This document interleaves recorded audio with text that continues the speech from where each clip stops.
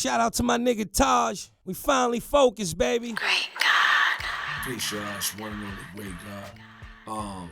2024 wrap up. I told you I was gonna do one last interview, and here it is, man. The first question is from The Basics, 2010. He said, Assalamu alaikum, wa alaikum assalam. Where did you find the hunger to keep going? I would say the hunger to keep going, it came from a lot of different places. It came from a place of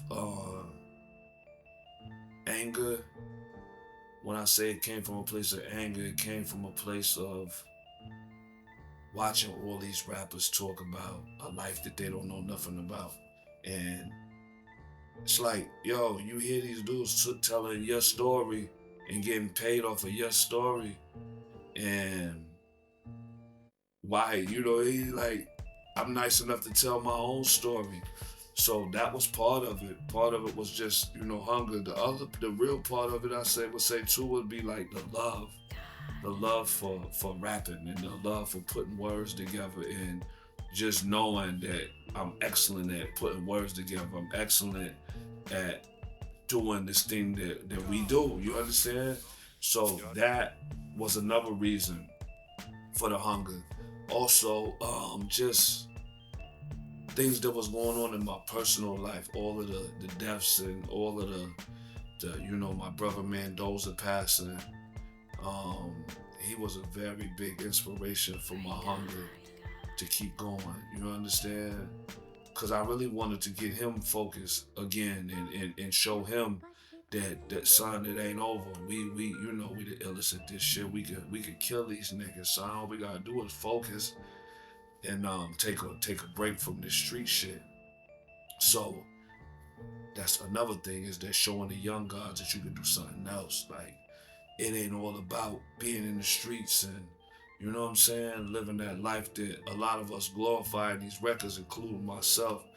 But that you could just do it, man, and that showing everybody that it's never too late. You understand? I just felt like I had a point to prove. So that hunger came from all of those different things. Shalik 1219 asked, if I come at you with some heat, can we work together? Yeah. I mean, the record that we did was fire, but we could also do more work. We could definitely do more work. I'm willing to work with anybody that's serious about their craft and really, really serious about what they do.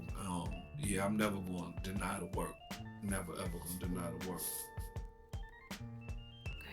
Are you looking to go on small tours for your fans? Nico Vels. Actually, we putting together a tour right now. We're putting together a tour for March. It's going to be the official Snow Day tour, and we're going to come to you I know for a fact I'm coming to Hartford, because Hartford showed me the most love. So we're going to Hartford, we're going to Boston, we're going to Baltimore so far is on the list.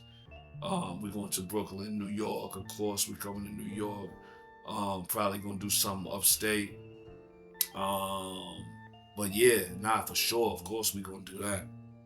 What was your biggest accomplishment in 2024? Wow. So I mean, just lately, I made the list of, one of the best features in 2024, which was me being featured on Marciology, my God Brother Rock Marcy album, for the Larry Bird record. That was dope. Very dope. Very dope. I never thought that I would wake up and be on that list. I seen people cry about that list and whine and bitch and nag about being on that list and who's on it and who should not be on it. And then when I looked at, B-Dot's comments, I just saw so much support on there. People saying, yo, we glad that you recognize Great God. So that was fire. I would say another monumental moment was a lot of them. Like, it's been a very monumental year, and it's also been a very hard year to get through. But shout out Parks. Shout out the whole Joe Budden podcast. Parks had me on the podcast at least I believe it was 4 times maybe this year as the sleeper.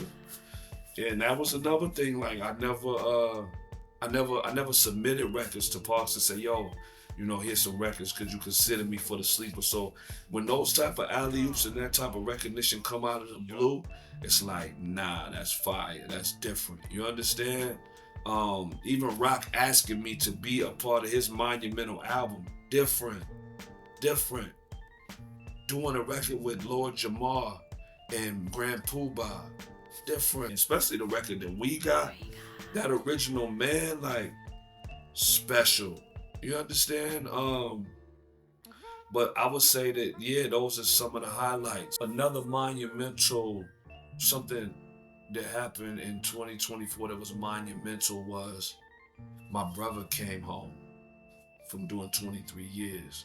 So, you know, we waited decades and decades for Louis to come home. Having him on the Re-Rock EP, you know, special shit like that, man. That's unbeatable, undeniably. You know, one of the highlights of 2024 was having Louis V come home. You know what we get ready to do? This is pimpiring.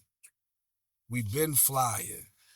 We look better, we smell better, and the records just they just come out better, man. Everything we do is better. I had a brick, but only sold them dubs. Some of niggas work all the way dropped the way I showed them love. It's niggas run around selling suds, so if you got 100K at least for your re, I'll let you join the club. If not, you gotta work harder and spend less, cause niggas that only buy half a brick don't pique my interest. I'm sorry, but that is how it gotta be. You probably heard of me. The first time you purchased a key, when I